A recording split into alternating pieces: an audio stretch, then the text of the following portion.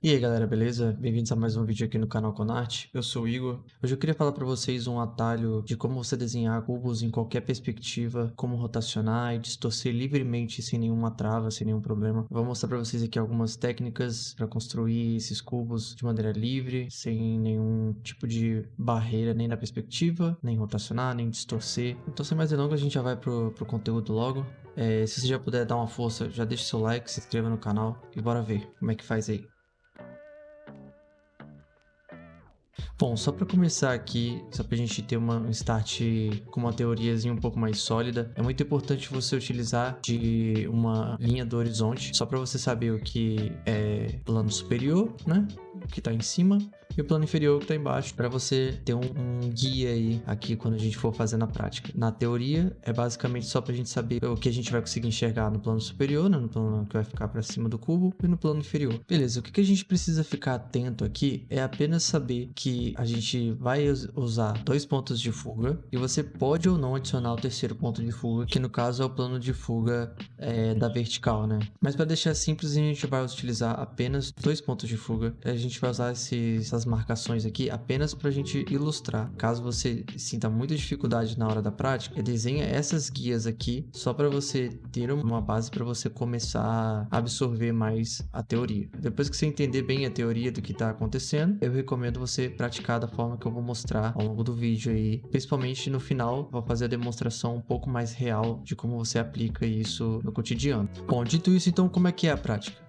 Bom, na prática, a gente vai criar o cubo apenas criando as direções para cada ponto de fuga. Esse é o foco. O foco é você criar as linhas lá para aquela direção, porque elas vão gerar o cubo automaticamente. Isso não vai precisar de você imaginar qual é a angulação do cubo de primeira. Mais para frente eu vou mostrar como que você manipula isso conforme você quer. Qual é a angulação, qual é a direção, quais são as distorções. Por enquanto aqui a gente só vai entender como que ele vai ser gerado automaticamente. Quando você junta quatro linhas assim, ela vai criar um plano. Esse plano, ele vai ser gerado automaticamente quando você criar as quatro linhas. Tendo isso em mente, qual é a teoria aqui? Se a gente criar todas as linhas que compõem o cubo, vai ser gerado um cubo automaticamente. A única coisa que a gente precisa fazer é saber onde está o ponto de fuga e criar e converger todas as linhas para elas, entendeu? Então, se a gente continuar aqui e converger todas as linhas corretamente para esses pontos de fuga, esse cubo vai sair automaticamente.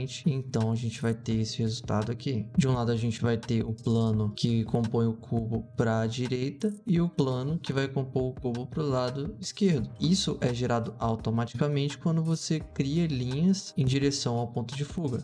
O jeito mais rápido de você fazer esse tipo de desenho é você identificando o ponto de fuga, certo? Então qual vai ser a segunda etapa desse processo ali? A gente vai então posicionar vários quadrados, vários cubos utilizando essa mesma técnica, só que agora a gente vai posicionar quadrados mais próximos do ponto de fuga, mais longe, mais no meio, mais para baixo, mais para cima. Então a gente vai testando locais onde esse ponto de fuga vai agir naquele cubo. Então a gente vai primeiramente de um jeito mais simples, a gente vai posicionar aqui dois pontos de fuga. Não vou dizer que onde é que é a linha do horizonte, e simplesmente a gente vai criar todos os planos, né, do cubo mirando nesses dois pontos de fuga. Bom, aqui eu já consegui testar ângulos muito próximos, ângulos mais no meio, mais embaixo, ângulos mais para cima. Só que tem um único problema quando a gente faz esse treino aqui, por isso que isso não pode ser o único treino que você vai fazer, porque ele não muda a angulação do seu objeto, né? Do seu cubo. Então, para que seja mais dinâmico, para que seja mais interessante esse cubo, a gente gostaria de trazer ele mais para perto da câmera, criar outros cubos com posições diferentes, né? Criar outros ângulos diferentes. Então, para isso a gente vai precisar mudar um pouquinho as coisas a partir de agora. Bom, então eu vou falar agora sobre a terceira prática, um pouquinho mais difícil. Agora a gente vai aprender a controlar as distorções do nosso cubo. Todo desenho tridimensional ele vai utilizar de uma câmera, né? Imagina que é uma câmera com uma lente específica. Essa lente pode distorcer a imagem como uma câmera olho de peixe, ou ela pode afastar o ponto de fuga e deixar as coisas bem mais alinhadas e retas, sem muitas distorções ou até nenhuma distorção. Bom, isso acontece porque a gente aproxima muito os pontos de fuga ou afasta muito os pontos de fuga. Então, conforme você vai manipulando essa proximidade de um ponto para o outro, ele cria distorções. Isso funciona tanto na linha do horizonte, né, na horizontal, quanto naquela linha vertical. Por exemplo, olhar para cima com a câmera, ela vai gerar essas distorções também automaticamente. Então aqui na prática a gente vai usar as mesmas técnicas que a gente já utilizou, só que agora a gente vai fazer um pouco mais direto. A gente não vai definir os pontos de fuga visualmente, nem criar a linha do horizonte, a gente simplesmente a gente já vai convergir todo o desenho para os pontos de fuga de forma